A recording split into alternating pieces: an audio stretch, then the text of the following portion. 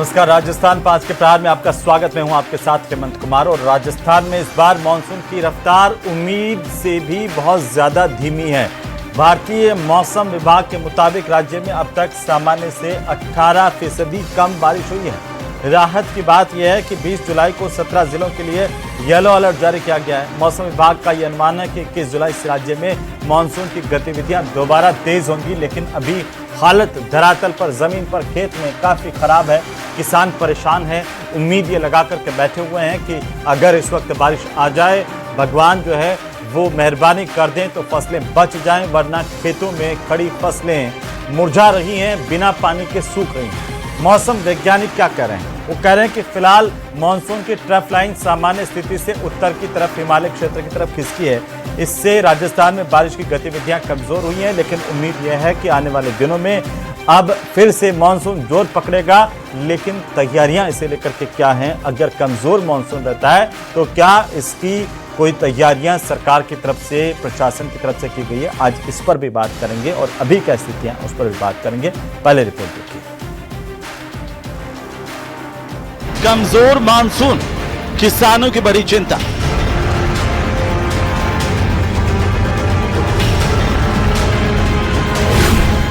अधिकांश जिलों में सामान्य से कम बारिश दर्ज।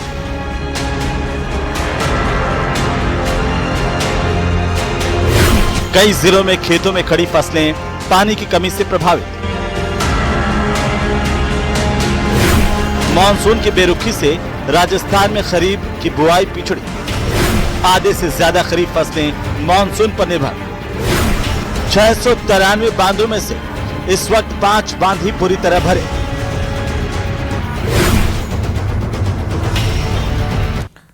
तो आखिरकार मानसून की कमजोर स्थिति को लेकर के क्या तैयारी है, और मानसून अगर कमजोर रहता है तो किसानों पर और हमारे धरातल पर क्या असर इसका पड़ने वाला है, इसे लेकर के भी हम क्या तैयार हैं? बांध, नदियां, सारी चीज़ें इसके प्रभाव में आएंगी, जद में आएंगी अगर बारिश नहीं होंगी तो। जो डार्क जोन के इलाके हैं राजस्थान के, जहां पर पानी का लेवल लगातार नीचे जा रहा है, जहां पर पानी की परेशानी है, उन इलाकों को लेकर के भी क्या कोई कार्य योजना बनाई गई है, इस पर भी बात करेंगे। और मौजूदा स्थिति में आखिरकार किस तरीके से इसे देखा जाए, किसानों की परेशानी से लगा करके आम जनजीवन भी इस लिहाज से बेहाल है कि आखिरकार कई इलाकों में बारिश नहीं आने से सूखा पड़ा हुआ है, खेत सूखते जा रहे हैं। तो कई इलाके ऐसे हैं जहां पर लगातार गर्मी, उमस से भी लोग परेशान हैं। आज इन सब पर बात करने के लिए हमारे साथ खास मेहमान जुड़ चुके हैं। मैं परिचय करवा दूं हमारे मेहमानों का।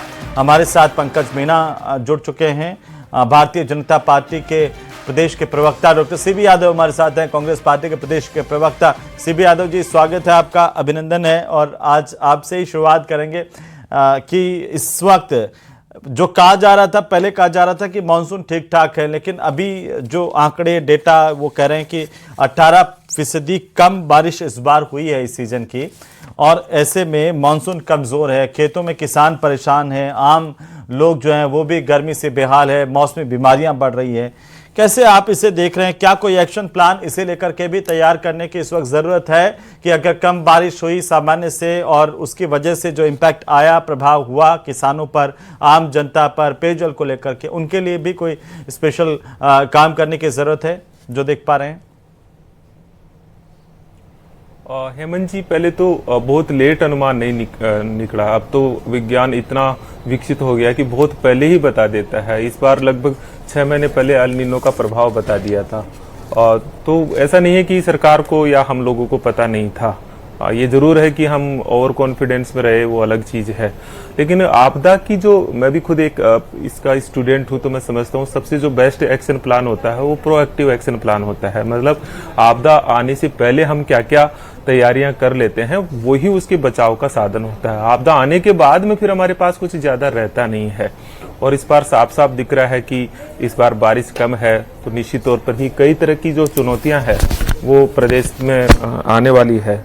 मेरा सिर्फ यह है कि सरकार को थोड़ा प्रोएक्टिव प्लान बनाना चाहिए, जो अभी दिखता नहीं है। सबसे बड़ा संकट जो है आपदा प्रबंधन मंत्री और जो कृषि मंत्री है किरोड़ीमल मीणा जी, वो खुद ही एक आपदा से ग्रसित है, मतलब वो खुद ही उसमें इतने इन्वॉल्व है, तो वो ध्यान ही नहीं दे पा रहे हैं। अभी तक कोई ऐसा फंड नज़र नहीं आ रहा है, कोई ऐसा किसानों का और लोगों का स्ट्रेस को कम करने के लिए कोई इस तरह की कोई प्लानिंग नहीं है, क्योंकि एक तनाव भी कम करती है कि हम कुछ कर रहे हैं। तो ऐसा कुछ भी नहीं दिखाई दे रहा है। मुझे लगता है जैसे हम पिछले 2-2.5-3 साल में देखते आ रहे हैं कि जब चीजें आ जाती है, आग लग जाता है, तो कुआं खोद के कुआं भी नहीं खोदा जाता, तो उसका एक नाटक किया जाता है।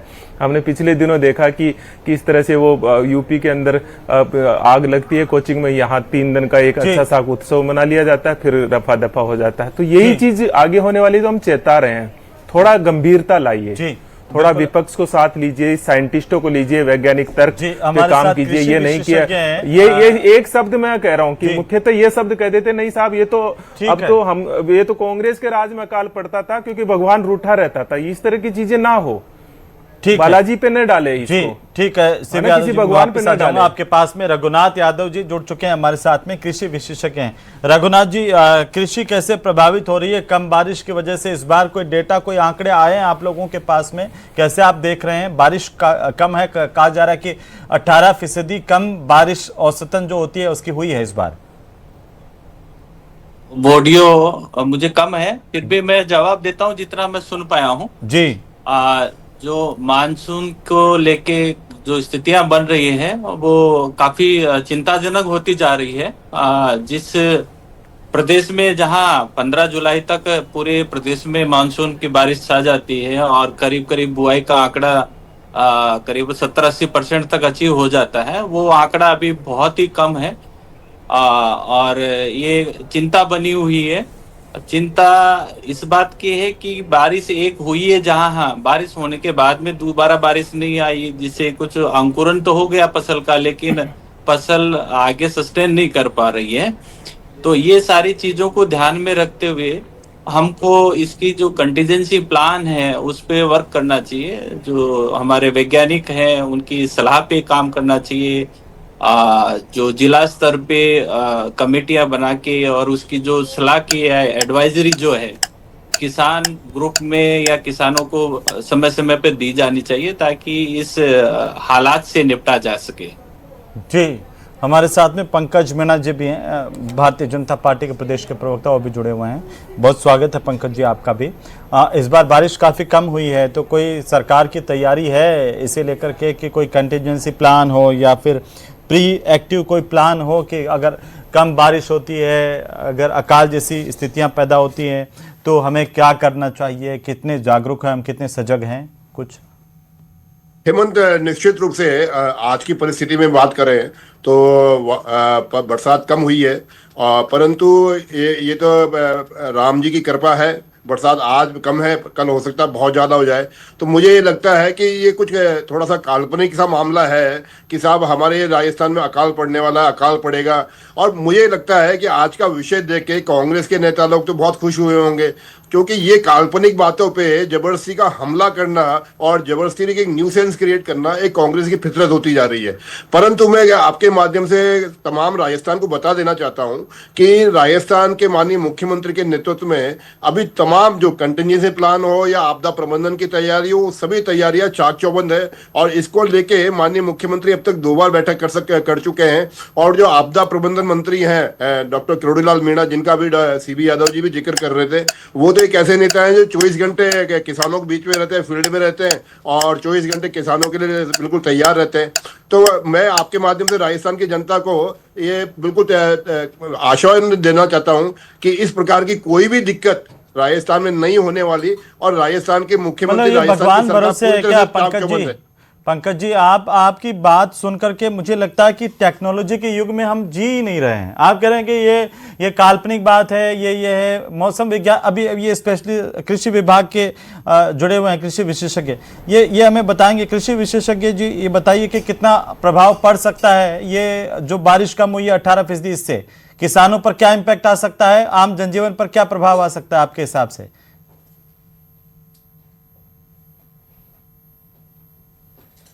ये आज का नहीं है, ये पिछले 3-4 महीने से बराबर आकलन आ रहा है और इसकी संभावनाएं जताई जा रही थी कि बारिश को लेके काफी सारी ऊपो की स्थिति रहेगी, अच्छा मानसून नहीं रहेगा। और धीरे धीरे जैसे हम लोग ये देखते आप जा कह रहे रहे हैं कि पहले से 4-6 महीने पहले से पता है सबको कि इस बार मानसून अच्छा नहीं रहेगा।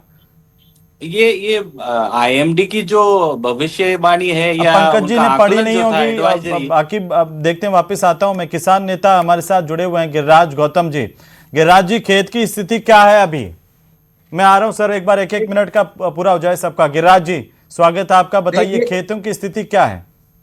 देखिए, मैं हाड़ौती क्षेत्र की बात करूं, जी। ये पूरा क्षेत्र, इस पूरे क्षेत्र में हमारे यहाँ धान और सोयाबीन की फसल होती है। इस बार लगातार मानसून की बेरुखी के कारण किसानों ने 2-2 बार महंगा बीज खेतों में डाल दिया, लेकिन अभी तक न तो मानसून बरसा। और हम जिस पे डिपेंड थे, जिन नहरों की हम बात करते हैं, जो कमांड एरिया की नहरें हैं, जिसके लिए हमने 1 महीने पहले प्रशासन को अवगत करवा दिया था कि इस बार हमें नहरों की पानी की आवश्यकता होगी, लेकिन प्रशासन की उदासीनता के कारण समय पे किसानों को नहर का पानी नहीं मिल पाया। इस कारण कम से कम अभी तक 100 करोड़ रुपए का नुकसान हाड़ौती के किसानों को हो चुका है। और आने वाले दिनों में अगर पूरी क्षमता से नहरें नहीं चली तो धान की फसल पूरी तरीके से बर्बाद हो जाएगी। लगभग 500 करोड़ रुपए किसानों ने खर्च कर दिए हैं फसल के ऊपर, और किसान या तो नहर की तरफ देख रहा है या ऊपर आसमान की ओर के देख रहा है। तो रामवीर उठा हुआ है और राजवीर उठा हुआ है। हम लगातार, मैं अभी भी संभागीय आयुक्त कार्यालय पर हम किसानों के साथ आए हुए हैं, और हमारी मांग है कि अगर ऊपर से बरसात नहीं पड़ रही तो जो बांध बनाए गए हैं, जो पूरा गांधी सागर है, राणा प्रताप सागर है, उससे किसानों को पानी दिया जाए ताकि किसान अपनी फसल को बचाया जा सके। अगर समय पे पानी नहीं, राज तो पूरा मुख्यमंत्री खुद मॉनिटरिंग कर रहे हैं। पता नहीं है, अब हो सकता है कि बीजेपी के प्रवक्ता को जानकारी नहीं है, पंकज मीणा जी को, लेकिन मैं आपको बताऊं कि सरकार पूरी तरह से इस पर नजर बनाए हुए हैं। वो हो सकता है कि पंकज मीणा जी के अपने शब्दों की वो कह दें कि भगवान भरोसे चल रहा है, लेकिन भगवान भरोसे नहीं है।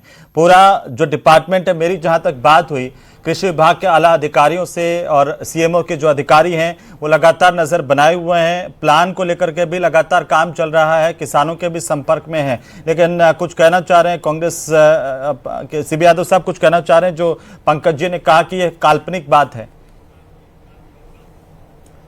हेमंत जी, मैंने पहले ही मतलब बीजेपी की एक आइडियोलॉजी और इनकी पूरी रीति नीति को समझता हूँ, इसलिए पहले ही मैंने आपको बताया था कि इनका विज्ञान और तर्क में कहीं कोई विश्वास नहीं है। मतलब सब कुछ ऐसा लगता है जैसे सब कुछ अच्छा हो रहा है तो हमारा नेता हीरो है, गलत हुआ तो राम जी है। मतलब इस तरह से चीजें होना आज विज्ञान के युग में बहुत दुखदाई, मतलब ये शब्द अपने आप में बहुत परेशान करने वाले शब्द हैं। और आखिर मतलब मैंने कहा भी था कि आखिर इस पे मत डालिए, ये एक कंटिजेंसी प्लान बनाइए। आपको पता नहीं, आप प्लान पर तैयारी है। मैं भी जितनी बात हुई सर, मैंने कहा ना कि उनकी जानकारी में नहीं है। मैं भी वही करके आया जी। कंटिजेंसी प्लान पर भी काम हो रहा है, एक्शन उस पर लिया जा रहा है। राजस्थान में भी मौसम विभाग लगातार इसको लेकर सूचना भी दे रहा है। आज भी एक सूचना जारी की गई है। जी हेमंत जी, मैं भी इस डिबेट में आने से पहले उस कंटिजेंसी प्लान को ढूंढ रहा था जी।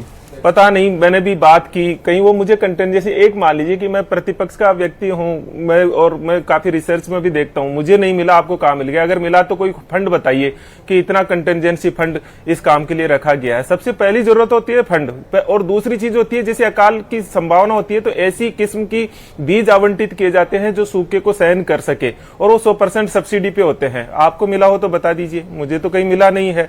तो मुख्य बात यही है। तीसरी चीज है, इस समय कृषि मंत्री, आपदा मंत्री को खेतों में घूमने की जरूरत नहीं है।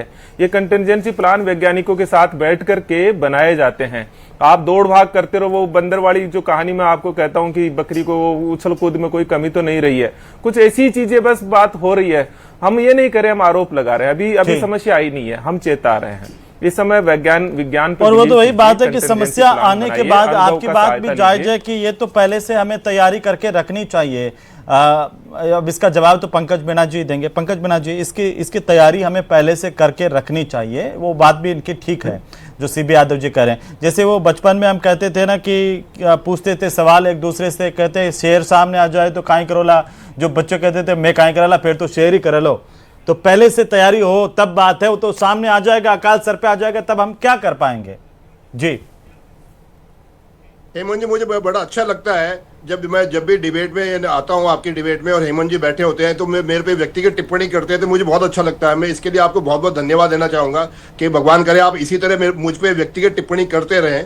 और जहां तक बात है कंटिजेंसी प्लान की, जिसके लिए आप कह रहे हैं और सीबी यादव जी कह रहे हैं, मैंने अपने पूर्व वक्तव्य में बताया कि हम इसके लिए चाक चौबंद है। जितनी सीवी यादव जी को आईएमडी डिपार्टमेंट की जानकारी है, जितनी कृषि विभाग की सीवी यादव जी को जानकारी है, उतनी हमको जानकारी है। और जो आईएमडी की जो रिपोर्ट आई थी वो रिपोर्ट हमारे पास भी है। हम इतना, हमारी सरकार में इतने तो कितने रुपए का फंड है कंटिजेंसी प्लान, कोई हमें भी तो बता दीजिए, मुझे नहीं मिला, दर्शकों को पता लगे, किसानों को पता लग जाए। के आधार पे पूरी तरह से सजग है, चाक चौबंद है और सरकार इसकी पूरी तैयारी भी कर रही है। परंतु केवल और केवल बीजेपी के प्रवक्ता पंकज मीणा है तो उसको 4 बार से बनेगी ना। पंकज मीणा बीज मिला नहीं मिला, फंड मतलब कोई डेटा बताए तो बात की हम चाक चौबंद है, हम तैयार हैं, हमारी तैयारियां है, बैठक हो रही है, उछल कूद हो रहे हैं। सवाल ये है कि आपने पैसा कितना जारी किया, कुछ आपकी कोई एक्शन प्लान हो, बीज दिया हो तो बात समझ में आती है। देखो मुझे लगता है कि ऐसे केवल चाक चौबंद शब्दों से तो काम नहीं चलता ना। बस हमारी बस समस्या यही है कि बस शब्दों से ये सारा का सारा खेल चलाना चाहे तो पंकज जी कैसे होगा? तीनों नहर खुले। हम आरोप नहीं लगा रहे हैं पंकज जी, हम चेता रहे हैं सरकार को। प्रदेश मतलब आप देखिए 8 करोड़ लोग संकट में आएंगे, आप बिल्कुल गहरी नींद में सो रहे हो, दिल्ली की दौड़ लगा रहे हो। का काम हो या यमुना, ऐसा थोड़ी है। आपको 3 बार आप तो डेटा बताइए। अरे यमुना नहर इसमें नहीं काम देगी, आप नहीं देगी, अभी नहीं आ रहा यमुना नहर का, न राम जल सेतु का किसका भी नहीं हो रहा, नामों से नहीं होता। आप देखिए मनरेगा को चलाइए इस समय, जरूरत देखो मैं आपको बताता हूँ, आपकी सरकार नहीं जानती है तो मैं बताता हूँ। इस समय स्ट्रेस को दूर करने के लिए मनरेगा जो था उसको चलाइए, सूखा रोधी फसल दीजिए, एक ऐसा सिस्टम कीजिए जहां ऑटोमेटिक रिलीफ मिले उन्हें। आप ऑटोमेटिक रिलीफ मिले, मान लीजिए कि आपका 40% से कम हो तो कल को गिरदावरी में ऐसा ना हो कि ये बीजेपी वाला ठीक है, आप दोनों के आपस में एमएलए का क्षेत्र है वहां ज्यादा होगा, रघुनाथ यादव साहब को जोड़ना चाह रहे हैं जी। बहुत गंभीर बात है जो रघुनाथ यादव जी कृषि विशेषज्ञ हैं और कुछ गंभीर बात बताना चाहते हैं हमारे किसान भाइयों के लिए भी और बाकी लोग। जी रघुनाथ जी। मेरे साथी पैनलिस्ट ये कह रहे हैं कि सरकार क्या कर रही है, कुछ डाटा है क्या?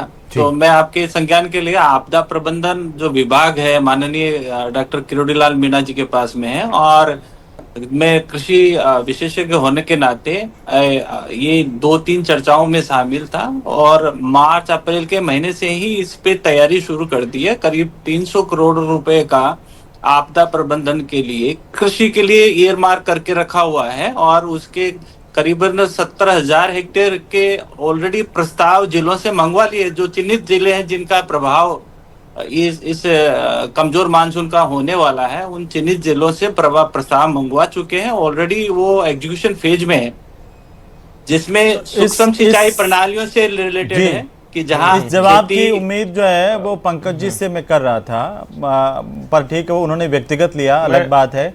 लेकिन मेरा निवेदन यही है पंकज जी कि अगर हम किसी भी तरह की परिस्थितियां उनके लिए पहले से सजग रहें। जैसे अभी यादव साहब ने बताया कि क्या दिक्कतें आ सकती हैं। यादव साहब, एक किसान भाइयों के लिए जो समस्या पैदा हो रही है, पानी बरस नहीं रहा है, खेतों में फसलें सूख गई हैं। अभी मेरी बहुत सारी जगह पर बात हुई प्रदेश के अलग अलग किसानों से और हमारे साथ किसान भाई जुड़े भी हुए हैं, वो भी बताएंगे अपनी समस्याएं। उनको इस वक्त क्या करने की ज़रूरत है? क्या सिर्फ हम आसमान की तरफ देखते रहें या कुछ वैकल्पिक उपाय इस वक्त हम कर सकते हैं अपनी फसलें बचाने के लिए? सर, अभी जहां जिन खेतों में बुआई कर लिए है और किस फसल का ठीक से उगाव हो चुका है, वहां ये जो 2 बारिश के बीच में जो अंतराल आ रहे हैं, किसान अपने स्तर पे जहां सुनिश्चित हो सके कि भी पानी की व्यवस्था कर सकता है तो लाइफ सेविंग इरिगेशन देके अपनी फसल को पहला बचाना चाहिए। दूसरा, खेतों में जो होने वाले खरपतवार है वो भी पानी का दोहन करते हैं, इसलिए खरपतवारों का जितना नियंत्रण प्रभावित तरीके से करेंगे उतना ही जमीन में जो संचित जल है वो अपनी पौधे को, फसल को मिल पाएगा और ज्यादा देर तक उस जो सूखा की जो समस्या है उसको सहन कर पाएगा।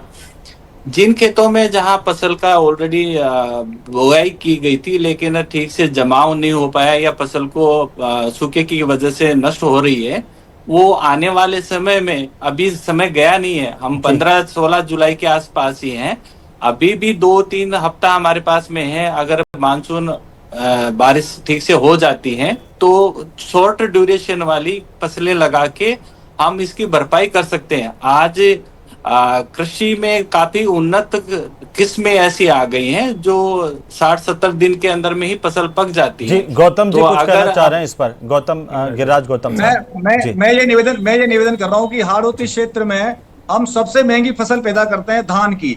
ये मक्का ज्वार बाजरा वाला इलाका नहीं है। और हमने प्रशासन को 1 महीने पहले अवगत करवाने के बाद भी अभी 11 तारीख को जो नहरों में पानी छूटा, वो इतना सा पानी चला है कि वो किसी किसान के खेत तक नहीं पहुंच पा रहा है।